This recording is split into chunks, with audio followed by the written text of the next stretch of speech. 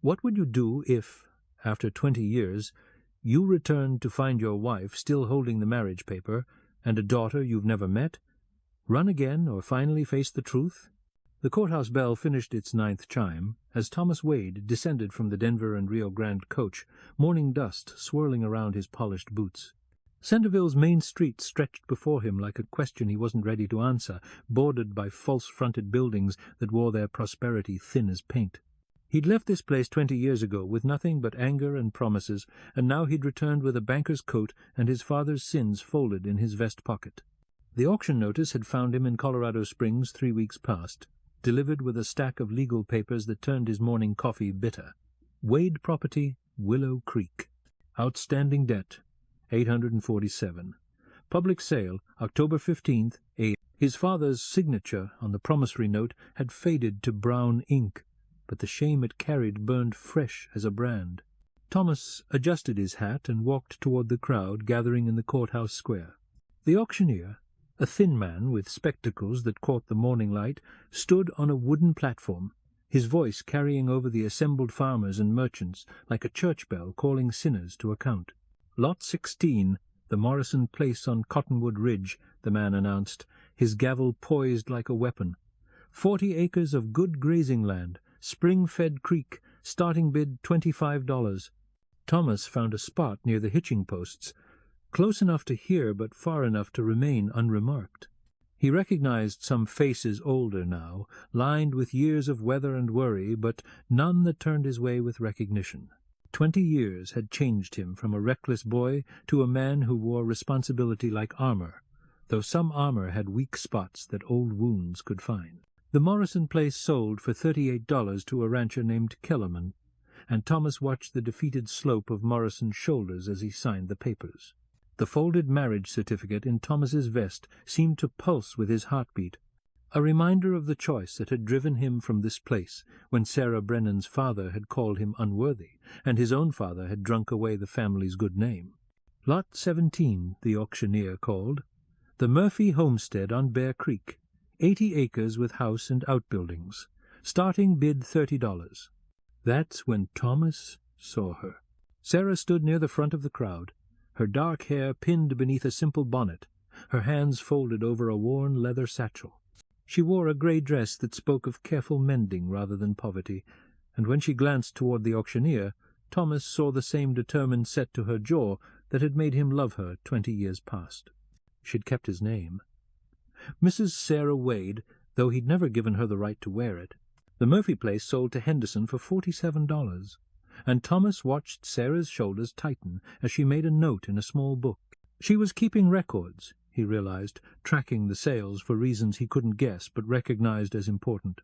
The Sarah he'd known had always been careful with numbers, whether counting eggs in her mother's henhouse or calculating the cost of fabric at Mitchell's store. Lot 18, the auctioneer announced, and Thomas felt the words like a physical blow. The Wade property on Willow Creek, 200 acres with house, barn, and outbuildings. Outstanding debt, $847. Starting bid, $400. The crowd murmured and shifted. $400 was serious money, in a place where most farms sold for less than $100. Thomas stepped forward without thinking, his polished boots loud on the packed earth, and Sarah turned at the sound. 20 years collapsed between them, like a house struck by lightning. Her eyes, still the color of creek water in spring, went wide with recognition, then narrowed with something harder to read. She saw the cut of his clothes, the gold watch chain at his vest, the way he carried himself like a man accustomed to being heard in rooms where money mattered. "Do I hear 400?" the auctioneer asked, scanning the crowd with professional patience. No hands rose. $400 was more than most men in Centerville saw in 2 years of good harvest. Thomas felt the weight of every eye in the square, including Sarah's, as he stood frozen between past and present, debt and deliverance. The morning sun climbed higher, casting sharp shadows from the courthouse eaves, and somewhere in the distance a train whistle called like a promise of escape that Thomas had already refused to take. 400 once, the auctioneer called, his gavel suspended in the autumn air. 400 twice. 500, Thomas said, his voice carrying across the square like the crack of breaking ice.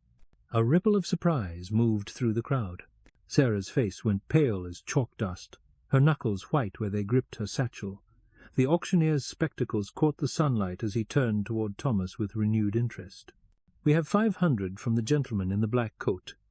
Do I hear 550? Silence stretched thin as wire. Thomas felt the weight of every stare, but Sarah's gaze burned hottest, not with gratitude, but with something closer to fury. She'd spent 20 years watching him stay away, and now he appeared like some dark angel to claim what his father had gambled away. Going once at 500, the auctioneer announced. 600, said a voice from the crowd's edge. Thomas turned to see a man in a tailored suit, his boots too clean for farm work, and his hands too soft for honest labor. Railroad money, most likely, or mine speculation. The kind of man who bought failing farms to parcel them for development, caring nothing for the families who'd worked the soil or the graves that dotted the back pastures. 650, Thomas counted, his jaw set like granite. The stranger smiled and raised a gloved hand. 700. Sarah stepped closer to the platform, her voice clear as a church bell. I invoke the Homestead Protection Act. This property contains a dwelling continuously occupied by family for more than 10 years. The auctioneer frowned and consulted a leather-bound book. Ma'am, that would require documented proof of marriage to the debtor or his heir. Sarah opened her satchel, with hands that barely trembled, and withdrew the yellowed marriage paper Thomas had given her the night before. He left signed by Pastor Hendricks, witnessed by her sister Mary, dated the 12th of April, 1867. She'd kept it through 20 years of waiting, through seasons of hope that turned to resignation that hardened into resolve. Mrs. Sarah Wade, she said, her voice steady as stone, legal wife of Samuel Wade, deceased, and by law guardian of his property interests. The crowd murmured like disturbed birds. Thomas felt the blood drain from his face as memories crashed over him, the hastily spoken vows in Pastor Hendricks's parlor, the kiss that tasted of tears and promises, the way Sarah had whispered, "Come back to me," as the eastbound stage pulled away at dawn. He'd carried her as his wife in his heart for 20 years, but he'd never dared hope she'd kept the paper that made it legal in the eyes of God and territory law. "That changes the bidding structure," the auctioneer announced, consulting his book again. "With a legal heir present, the minimum bid rises to cover the full debt, $847. The stranger in the tailored suit shook his head and stepped back into the crowd. 800 was gambling money. 850 was serious business that required bank loans and board meetings. "Do I hear 847? The auctioneer called. Thomas reached into his coat and withdrew a leather wallet, thick with banknotes. He'd come prepared to buy back his father's shame, but he hadn't expected Sarah to rise like a phoenix from the ashes of his abandonment. 847, he said, his voice carrying across the square like Judgment Day. Sarah turned to face him fully, and in her eyes he saw 20 years of questions that would require more than money to answer. The courthouse clock struck 10:30, its bronze voice echoing off the storefronts and false-fronted dreams that lined Centerville's main street. "Going once?" the auctioneer called. "Going twice?" "Wait," Sarah said, her voice sharp enough to cut glass. "I need to speak with the bidder before the sale is final." She walked toward Thomas with the steady pace of a woman who'd learned to carry weight without bending, her grey dress rustling like autumn leaves. When she stopped before him, close enough that he could smell the lavender soap she'd always favored, her voice dropped to a whisper that only he could hear. "Why now, Thomas? Why, after 20 years of silence?" He looked down at the marriage paper in her hands, its edges soft as moth wings, and saw his younger self's careful signature beneath Pastor Hendrick's blessing. "I came to pay my father's debt," he said simply. "I didn't know you'd kept." He gestured toward the paper, his throat tight with unspoken apologies. "I kept everything," she said, her eyes bright with tears she refused to shed. "Every letter you never sent, every promise you never kept, every night I waited for a knock on the door that never came." The courthouse bell chimed the quarter hour, its bronze voice marking time that couldn't be reclaimed. Around them the crowd waited with the patience of people accustomed to watching their neighbors' private sorrows become public spectacle. Thomas pulled the wallet from his coat, his movements deliberate as prayer. "The debt is mine to pay," he said. "But the choice of what happens next is yours." Sarah looked at the money in Thomas's hands, more cash than most folks in Centerville saw in a lifetime, and felt something shift inside her chest, like a door opening after years of being barred shut. The October sun warmed her shoulders through the grey wool of her dress, and for the first time in 20 years she allowed herself to imagine a future that included the man who'd left her with nothing but a signed paper and a heart full of unanswered questions. "I need to know why you left," she said, her voice pitched low enough that only Thomas could hear. "Not the reasons you told yourself on the eastbound stage, but the real reason, the one that's been eating at you ever since." Thomas glanced toward the crowd, where neighbors and strangers waited for the auction to resume, then back to Sarah's face. In her eyes he saw the girl who'd waited by the creek every evening that last summer, counting fireflies and dreaming of wedding dresses made from her mother's lace. "Your father said I'd never be anything but a drunk son," Thomas admitted, the words tasting bitter as burnt coffee. "Said you deserved better than a boy with empty pockets and a family name that meant trouble at the bank and shame at the church social. He wasn't wrong about the pockets." Sarah's hand moved to rest on his wrist, her fingers warm against the expensive fabric of his coat. He was wrong about everything else. The touch sent electricity through Thomas's arm and straight to his heart, where it lodged like a fishhook that couldn't be removed without tearing something vital. He'd forgotten the weight of her hand, the way she could calm his racing thoughts with nothing but the pressure of her palm against his skin. "I wrote you letters," he said, "dozens of them. Every week for the first year, then every month, then."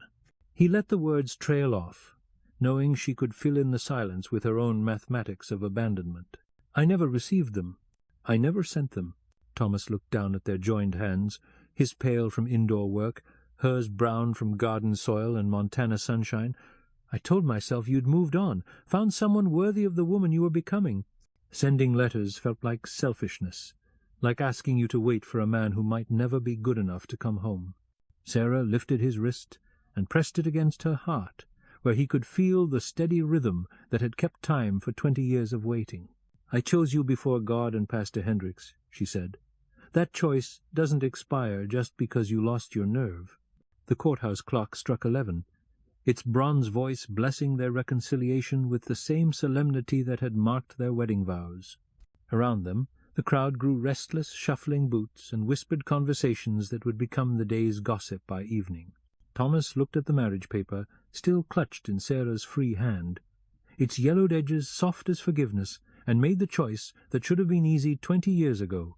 "Then let's go home," he said, his voice steady for the first time since he'd stepped off the morning coach. "Let's go home and start the life we should have had." The auctioneer cleared his throat, his patience wearing thin as the morning stretched toward noon. "Mrs. Wade, if you'd like to exercise your homestead rights, you'll need to present payment for the full debt amount within the legal window." Sarah released Thomas's wrist and stepped back, her business face settling over the softness that had appeared during their whispered reconciliation. "What's the window?" "Sundown today, ma'am. That's territorial law for auction settlements."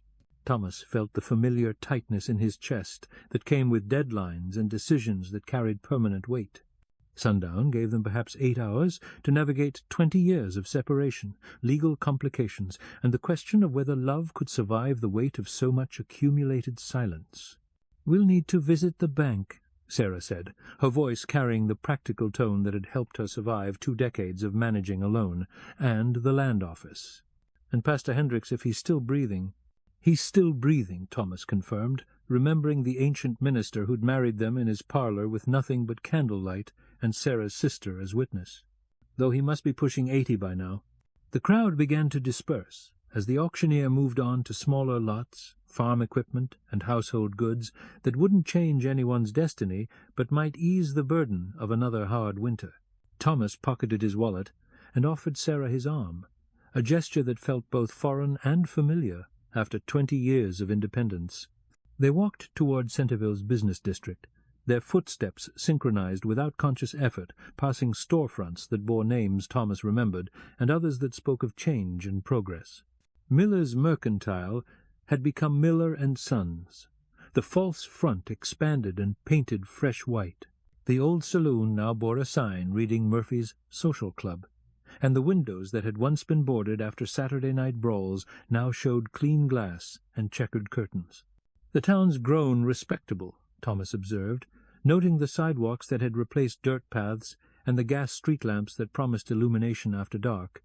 "Everything grows up eventually," Sarah replied, her tone carrying layers of meaning that made Thomas glance at her profile. "The question is whether it grows towards something worthwhile." First National Bank of Centerville occupied a corner building that had been Kemp's Hardware when Thomas left town. The marble facade and brass fixtures spoke of railroad money and mining investments, the kind of prosperity that transformed frontier settlements into permanent communities with schools and opera houses and ladies' auxiliary societies. President Harrison, no relation to the territorial governor, was a man in his 50s with carefully waxed mustaches and the soft hands of someone who handled money rather than tools. He examined Thomas's bank drafts with the thoroughness of a jeweler appraising gems, checking signatures against signature cards and holding the papers to the window light to verify the watermarks. "Colorado Springs First National," Harrison murmured, making notes in a leather-bound ledger. "Excellent reputation. These drafts are negotiable immediately." He looked up at Thomas with new-found respect. "You're Samuel Wade's boy, aren't you? I remember when you left town. Your father spoke of you often." Thomas felt Sarah's eyes on him, but kept his expression neutral. "What did he say?" "That you'd make something of yourself, given time and distance from his mistakes." Harrison's smile carried genuine warmth. "Seems he was right, bank examiner, the drafts indicate. Respectable profession." "Respectable enough," Thomas agreed, though the word tasted strange in his mouth. He'd spent 20 years building respectability like armor against his father's reputation, but standing in Sarah's presence made him wonder if respectability was worth the cost of everything else he'd sacrificed. Harrison prepared the legal documents with practiced efficiency, debt satisfaction papers, property transfer forms, and a new deed bearing both Thomas and Sarah's names as joint owners. The ink was still wet when the courthouse clock struck one, its bronze voice marking the passage of hours that felt both endless and insufficient. 7 more hours, Sarah said as they stepped back onto the sidewalk. "What do we do with 7 hours to rebuild 20 years? Thomas looked at the marriage paper she still carried, its edges softened by 2 decades of careful handling. "We start with the truth. All of it. The ugly parts, and the parts that hurt, and the parts we've been too proud or too afraid to say out loud." Sarah nodded and turned toward the residential streets that climbed the hillside behind Centerville's business district. "Then we'd better head home. Some truths require privacy." They walked toward the Wade property on Willow Creek, their shadows growing shorter as the sun climbed toward its zenith, carrying between them the weight of questions that would require more than an afternoon to answer, but couldn't wait another day to begin. The house came into view as they crested the final hill, a 2-story frame structure with a wraparound porch and windows that caught the afternoon light like welcoming eyes. Smoke rose from the chimney, thin and steady as a prayer, and Thomas realized with a start that someone was home. "I've been taking care of it," Sarah explained, seeing his surprise. "Someone had to keep the roof patched and the pipes from freezing. I thought—" She paused, her voice catching slightly. "I thought if you ever came back, you'd want to find it the way you left it." Thomas stopped walking and stared at the woman beside him, the woman who'd spent 20 years maintaining his childhood home while he built a new life that deliberately forgot this place existed. The magnitude of her faithfulness hit him like a physical blow, and he understood for the first time the true cost of his abandonment. "Sarah," he began, but she was already moving toward the house, her stride purposeful and determined. "Save the apologies for after you've heard everything," she called over her shoulder. "Some stories require comfortable chairs and strong coffee, and some require more courage than either of us has shown so far." The front door opened before they reached the porch, and Thomas saw with shock that they weren't alone. A woman emerged, young, perhaps 20, with Sarah's dark hair and eyes the colour of creek water in spring. She wore a simple blue dress, and an expression of carefully controlled curiosity that reminded Thomas painfully of Sarah at the same age. "Mother?" the young woman said, her gaze moving between Sarah and Thomas with the quick intelligence of someone accustomed to reading between the lines of adult conversation. Thomas felt the world tilt beneath his feet as understanding crashed over him like cold water. 20 years of separation suddenly made horrible sense, and he understood with crystal clarity why Sarah had never remarried, never moved away, never stopped waiting for a man who'd left her with more than just a signed paper and broken promises. "Thomas," Sarah said, her voice steady as stone despite the tremor in her hands, "I'd like you to meet your daughter, Elizabeth." The courthouse clock struck 2 in the distance, its bronze voice marking time that couldn't be reclaimed, and Thomas Wade faced the greatest debt of his life, one that couldn't be paid with money from a Colorado bank, but required something far more precious and far more difficult to give. The afternoon sun slanted through the parlor windows of the Wade house, casting long shadows across furniture that Thomas recognized from his childhood, the horsehair sofa where his mother had mended shirts by lamplight, the oak table where his father had signed the promissory note that started this whole sorry business, the mantelpiece that still held the same china figurine of a shepherdess that had somehow survived 20 years of absence and sorrow. Elizabeth sat in the chair that had been Thomas's mother's favorite, her hands folded in her lap with the same careful composure that Sarah had always shown when facing difficult conversations. She'd inherited her mother's dark hair and determined jaw, but her eyes held something Thomas recognized from his own mirror, a restless intelligence that suggested she wouldn't be content with small-town life forever. "I've known about you my whole life," Elizabeth said, her voice carrying the directness of youth combined with the gravity of someone who'd grown up with adult responsibilities. "Mother never hid the truth. She told me you'd left before I was born, that you'd gone east to make something of yourself, and that someday you might come back."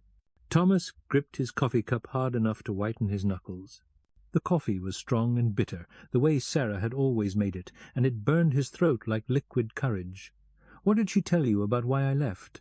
"That you were young and scared and didn't know how to be a husband and father." Elizabeth's gaze never wavered from his face.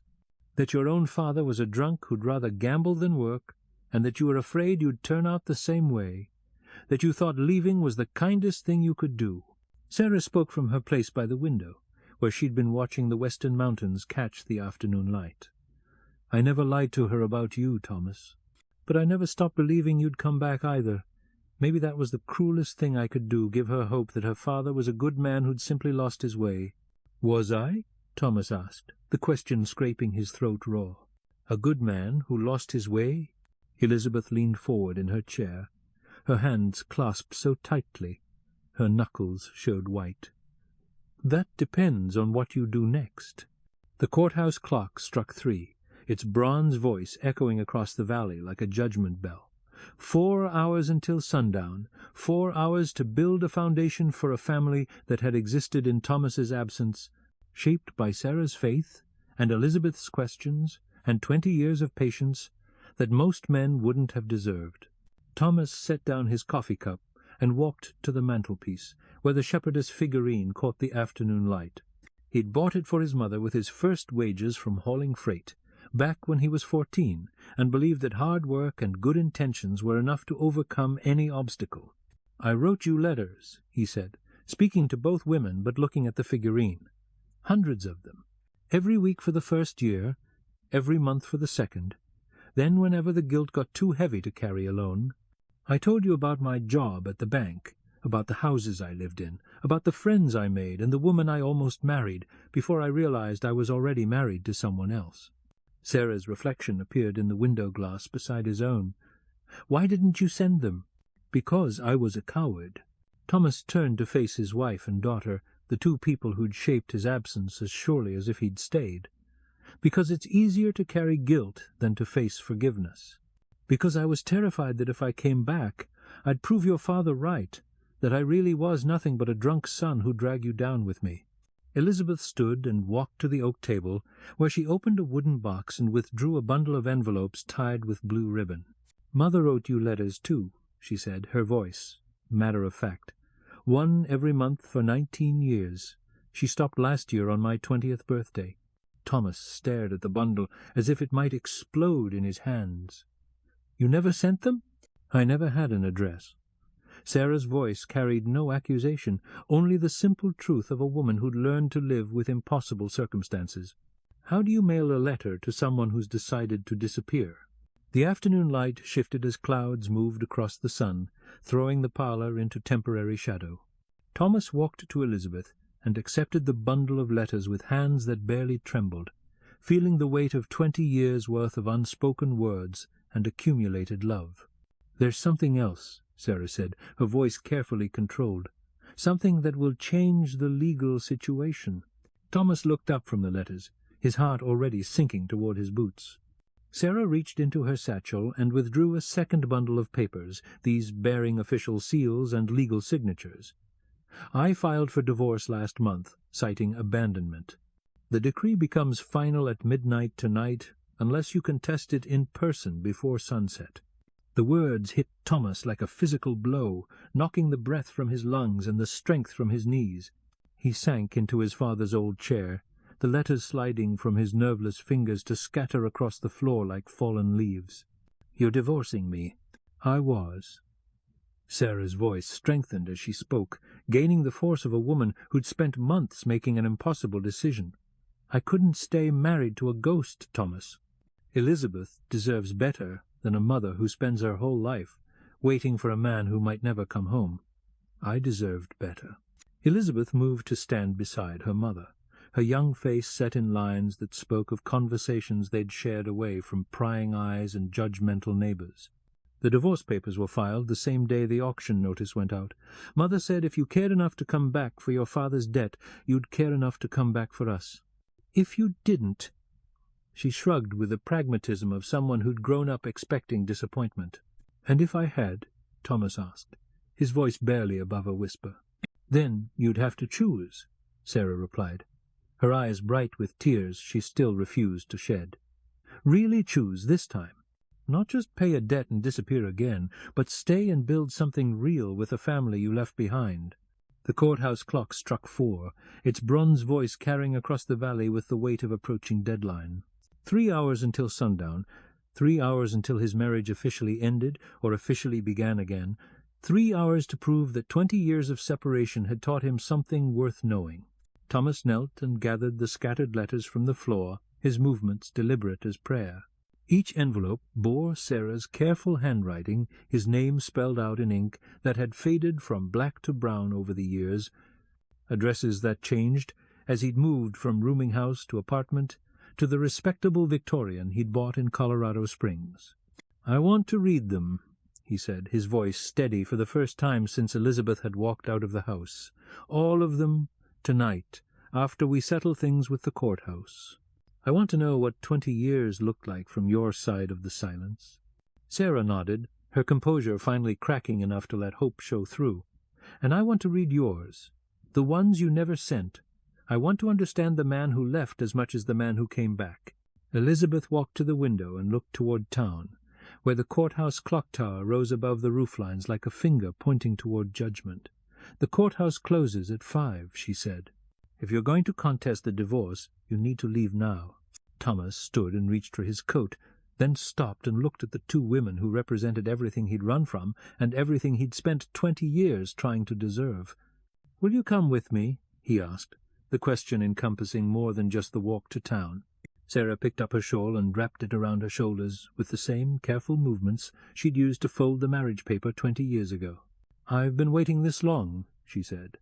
"I suppose I can wait another hour to see what choice you make when it really matters."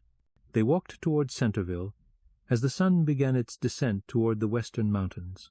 3 people bound together by absence and presence, debt and forgiveness, and the terrible hope that some things broken could still be made whole if handled with sufficient care and courage.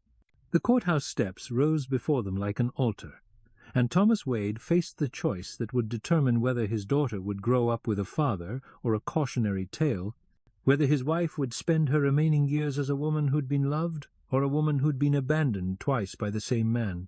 The clock struck 5 as they reached the courthouse door, its bronze voice marking the moment when time stopped being an excuse and started being an opportunity for redemption.